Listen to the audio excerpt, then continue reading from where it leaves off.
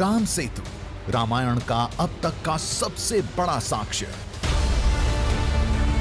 जो आज भी श्री राम कथा को करोड़ों दिलों में जिंदा रखे है।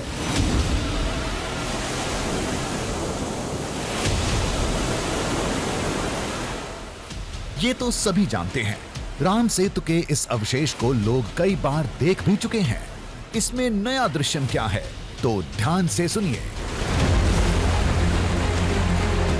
आज राम सेतु का एक ऐसा दृश्यम सामने आएगा जिसके बारे में न किसी ने सुना होगा न पढ़ा होगा। देखने की बात तो कोसों दूर है।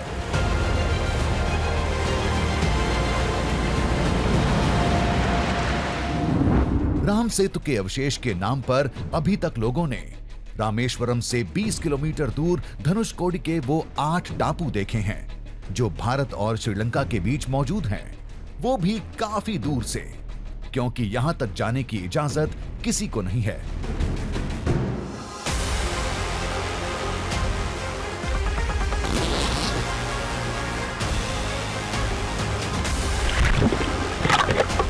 क्या आपने उन 8 टापुओं को करीब से देखा है?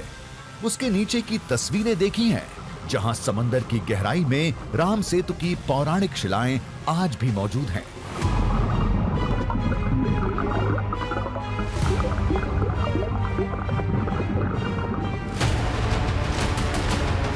कहानी यहां खत्म नहीं होती, यहां से दूसरा हिस्सा शुरू होता है।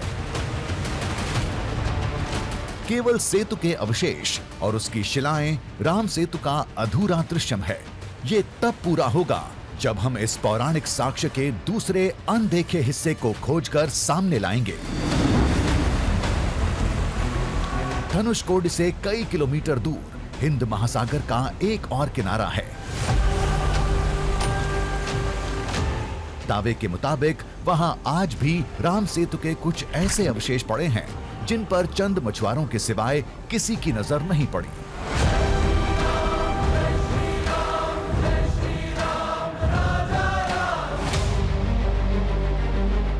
कहते हैं वहां की एक शिला पर चरण चिन्ह हैं। दावे के मुताबिक वो निशान श्री राम के हैं। जब उन्होंने लंका कूच के लिए नल सेतु पर पहला कदम रखा था, तो वो निशान वहीं सदा के लिए रह गए। तो चलिए आज हिंद महासागर की लहरों पर सवार होकर इसकी गहराई में गोता लगाते हैं और सामने लाते हैं श्री राम सेतु का संपूर्ण दृश्य।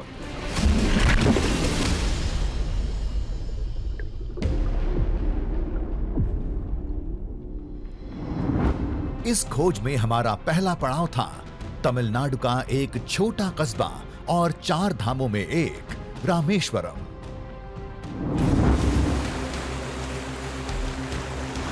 जहां का श्री रामनाथ स्वामी मंदिर राम भक्तों का सबसे बड़ा धाम है।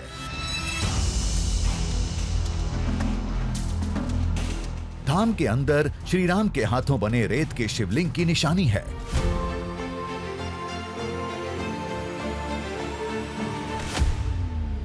अब रामेश्वर में आप इस स्थान की महत्ता इसी बात से समझ सकते हैं कि ये ज्योतिर्लिंग भी है और ये 4 धामों में से एक भी है। हालांकि जो ज्योतिर्लिंग हनुमान जी लेकर आए थे, वो भी ज्योतिर्लिंग बाजू में स्थापित नजर आता है। तो काफी कुछ है यहाँ पर जो त्रेता युग को आज के युग से जोड़ता है। रामेश्वरम आने वाले हर शख्स की जुबान पर एक ही नाम होता है, राम सेतु। हर कोई यही जानना चाहता है, वो सेतु कहां है, कैसे देखने को मिलेगा। हमें भी यही जानना था।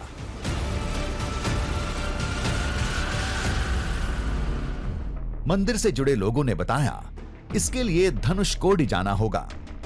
नीचे जाने से तो कम से कम 5 फीट रहेगा। 5 फीट नीचे वो राम सेतु है।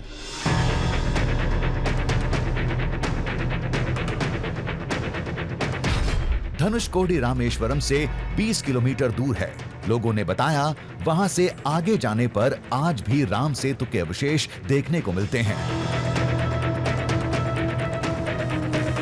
सेतु से थोड़ी दूर 5 फीट गहराई में शिलाएं भी मिल जाएंगी। अब हमारी बेताबी बढ़ती जा रही थी।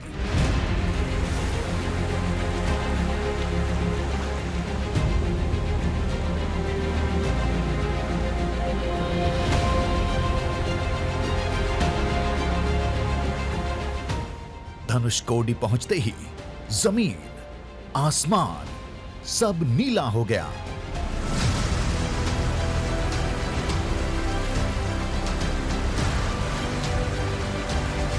इस वक्त मैं जहां पर खड़ा हूं, ये भी दृश्यम है पूरे भारतवर्ष के लिए। क्यों? उसे आप ऐसे समझ सकते हैं कि ये भारतीय सरजमी का अंतिम पॉइंट है, जिसे एंड पॉइंट भी कहते हैं। इसके आगे भारतीय जमीन आपको नजर नहीं आएगी, इसके आगे सिर्फ समुद्र का संगम है। बंगाल की खाड़ी और हिंद महासागर, उसका एक संगम यहाँ पर देखने को मिलता है। और यहाँ से महज 10 से 15 किलोमीटर की दूरी पर श्रीलंका बताया जा रहा है। अब आप देखिए कि जहां दो समुद्रों का मिलन हो रहा है, वहां तेज लहरें एक तरफ आपको नजर आती हैं, दूसरी तरफ आपको शांत समंदर नजर आता है, और उसी में एक उथली सी जमीन नजर आती है जिस पर राम सेतु के साक्ष्य होने का दावा किया जा रहा है। हमने आपसे वादा किया है कि न सिर्फ सतह से बल्कि समुद्र तल की तह से राम सेतु कैसा दिखता है, ये हम आपको दिखाएंगे। तो आगे का सफर अब हमें बोट से करना होगा। आम लोगों के लिए राम सेतु की यात्रा धनुषकोडी पर ही खत्म हो जाती है, लेकिन हमें इससे भी आगे जाना था। राम सेतु को करीब से देखना था। मतलब वो 8 टापू जो भारत और श्रीलंका के बीच मौजूद हैं, जिन्हें सेतु का अवशेष बताया जाता है।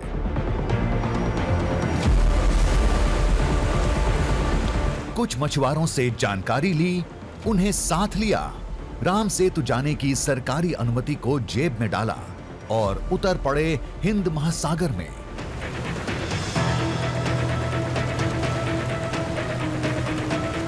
अभी हमने भारतीय सरजमीन छोड़ दी है, यानी अब हम उस समुद्र में हैं जो भारत और श्रीलंका के बीच है, और तकरीबन 3 किलोमीटर का सफर अभी हम तय कर चुके हैं।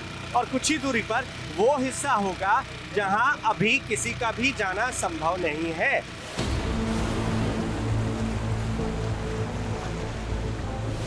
रामायण के मुताबिक राम सेतु करीब 150 किलोमीटर लंबा था।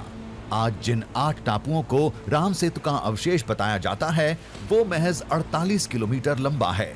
वहां जाने के लिए कोई तैयार नहीं होता। ये मछुआरे बहुत मुश्किल से माने थे। अभी हम लोग कितने दूर आ गए धनुषकोडी से? अभी इधर से 6-7-8 किलोमीटर होएगा श्रीलंका, यानी अब राम सेतु के बहुत पास आ गए। अभी नजदीक है, ये राम सेतु है। यहाँ किसी का जाना संभव है? नहीं, कोई भी नहीं जा सकता है। कोई भी नहीं जा सकता। अगर आपके पास हमारी तरह परमिशन है तभी आप जा सकते हैं, वरना आपको जाने की इजाजत नहीं है ना? हाँ, सही है। तो आप देखिए, अब वाकई आपके अंदर एक अलग ऊर्जा आ जाती है, क्योंकि आप उस जगह पर जाने वाले हैं जिस जगह का नाता श्री राम से है, जिस जगह पर कभी श्री राम के कदम पड़े थे। आज राम सेतु जाने के लिए हमें बोट की मदद लेनी पड़ रही है, लेकिन कुछ ऐतिहासिक तथ्य बताते हैं। 15वीं शताब्दी में लोग पैदल धनुषकोडी से श्रीलंका जाया करते थे। 1480 में एक भारी तूफान आया और वो रास्ता पानी में डूब गया। उस पुराने मार्ग को भी लोग राम सेतु का हिस्सा मानते थे।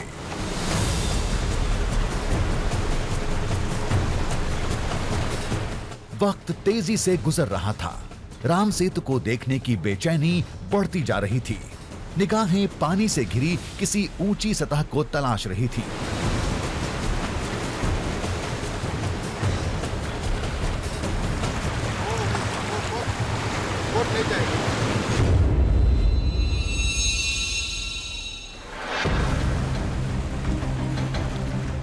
कुछ घंटे यात्रा के बाद हम एक ऐसे इलाके में थे जो समंदर के बीच में था, लेकिन गहराई बिल्कुल नहीं थी। इसका मतलब राम सेतु का अवशेष हमारे सामने था।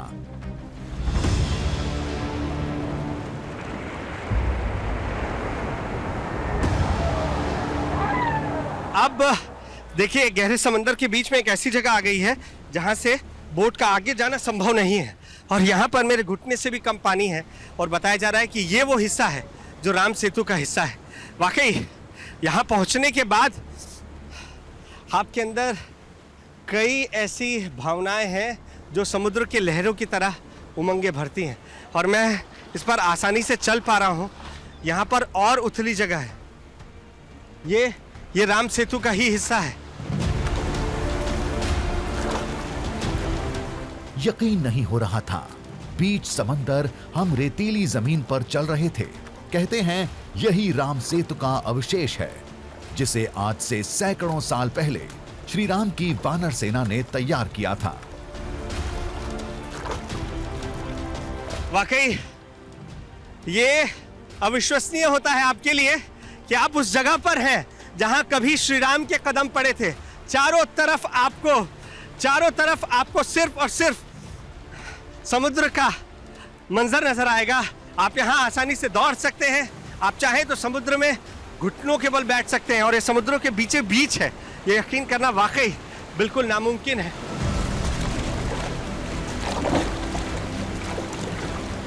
भारत श्रीलंका के बीच 8 टापुओं में से हम 5वें पर थे। पहले के 4 हाई टाइड में डूबे थे, लेकिन ये 5वां टापू डूबने से बच गया था। यहां से श्रीलंका के मन्नार की दूरी महज 8 किलोमीटर है।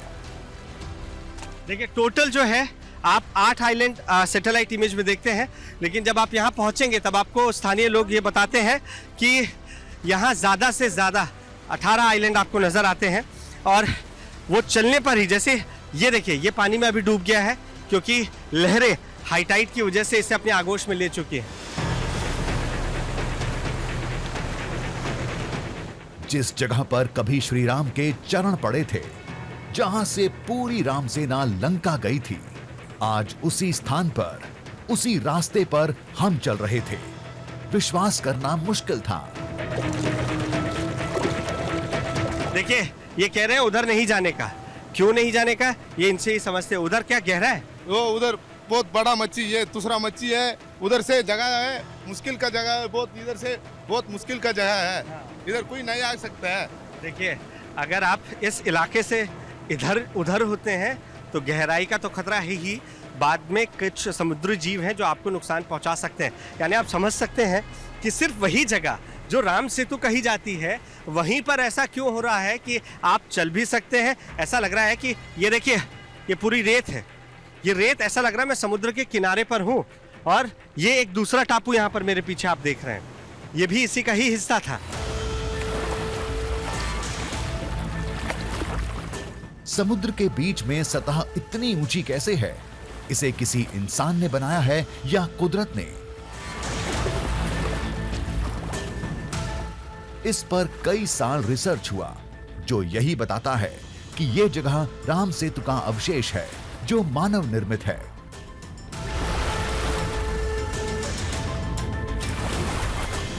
ऐसा लग रहा है कि मैं किसी किनारे पर खड़ा हूं। दोनों ओर समुद्र है, 2 बड़े बड़े समुद्र, और उनके बीच पर आप दौड़ लगा सकते हैं।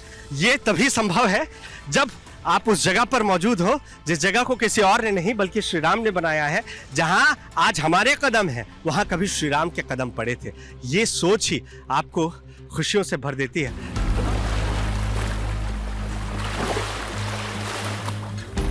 अभी सतह पर रेत नजर आ रही थी, लेकिन त्रेता युग में सतह पथरीली थी।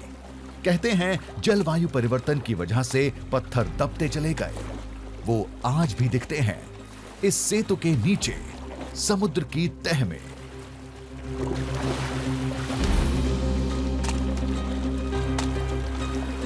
हमने ये वादा निभाया, ये समुद्र तल की सतह पर राम सेतु का अस्तित्व है। आगे हम आपको ये दिखाएंगे कि समुद्र तल से नीचे राम सेतु कैसा नजर आता है। इस जगह को छोड़ने का मन नहीं था, लेकिन जाने का वक्त हो गया था। हमने सेतु पर अंतिम नजर डाली, एक बार और स्पर्श किया और निकल पड़े अगले सफर पर।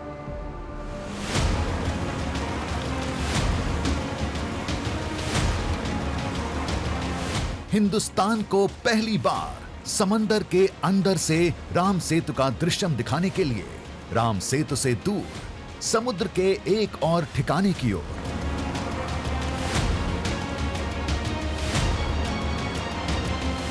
राम सेतु देखने वाले धनुषकोडी से लौट जाते हैं, जो थोड़ी हिम्मत जुटाते हैं वो सरकारी अनुमति लेकर अवशेष तक पहुंचते हैं। अब हम जहां जा रहे थे वहां आज तक कोई टीवी कैमरा नहीं पहुंचा।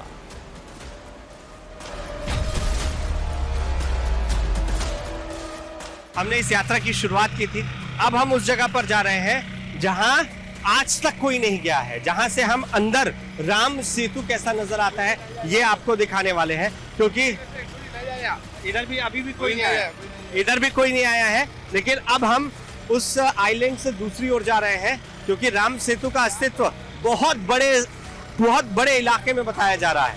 और यही वजह है कि ऊपर से राम सेतु तो हमने दिखा दिया, अब अंदर से राम सेतु कैसा है ये आपको दिखाएंगे।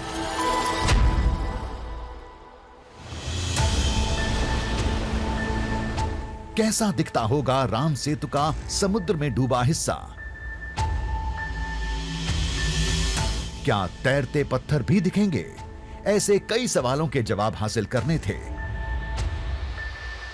लेकिन समंदर की गहराई में उतरने के लिए खास तैयारी करनी थी।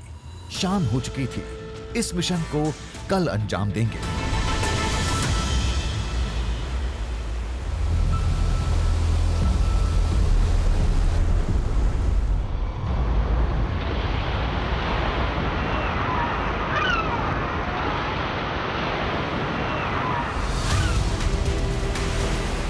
अगले दिन सुबह होते ही हम मंजिल के लिए रवाना हो गए। अब इस बोट के जरिए हम उस जगह पर पहुंचेंगे जहां से हम पानी के अंदर दाखिल हो सकते हैं। तो फिलहाल कुछ दूर सफर इस बोट पर पूरा किया जाएगा।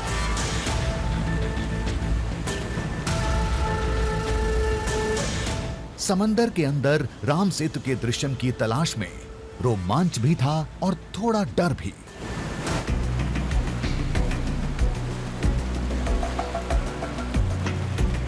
जो टीम हमें राम सेतु की तह तक ले जाने वाली थी उसने हमारा डर कम किया। पता चला कि राम सेतु के पत्थरों को देखने के लिए ज्यादा गहराई में जाने की जरूरत नहीं पड़ती। 15 से 20 फीट में सब नजर आता है।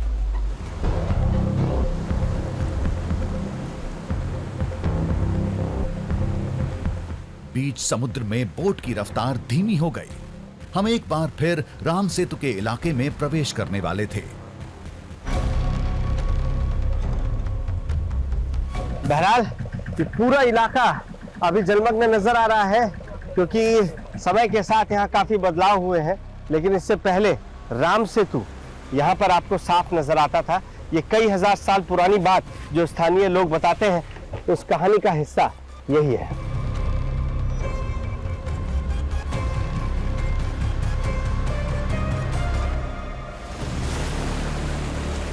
पौराणिक साक्ष्यों के मुताबिक राम सेतु का इलाका बहुत बड़ा था, लेकिन 1480 और 1964 के चक्रवात ने उसे कई हिस्सों में तोड़ दिया।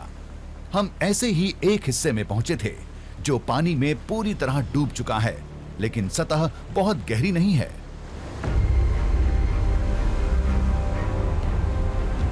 कुछ देर बाद हम ऐसे हिस्से में पहुंचे जहां समुद्र की सतह और पत्थर साफ दिख रहे थे। समुद्र की गहराई के बीच अचानक से हम एक ऐसी जगह पर आकर ठहर गए, या यूं कहिए कि इस जगह ने हमें ठहरने के लिए मजबूर कर दिया, जहां आज भी राम सेतु के साक्ष्य हमें समुद्र के भीतर नजर आ रहे हैं। एकाएक गहराई के बाद ये उथली सी जमीन नजर आने लगी, और उसके बाद ये देखिए नीचे आपको राम सेतु के पत्थर नजर आ रहे हैं।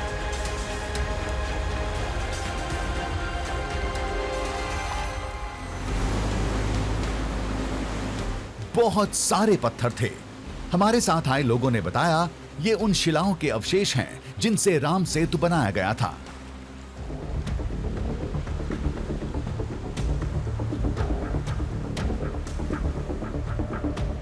ये सब सुनने और देखने के बाद खुद को रोक नहीं पाए।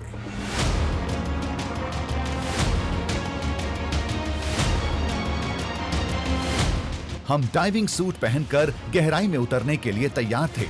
अंदर के दृश्य को रिकॉर्ड करने के लिए सिर पर गोप्रो कैमरा लगाया और कूद गए समंदर में। ये खतरनाक हो सकता था, लेकिन गहराई कम थी तो हमने ये खतरा उठा लिया। फिर हमें सतह पर कुछ पत्थर दिखे, बहुत पुराने।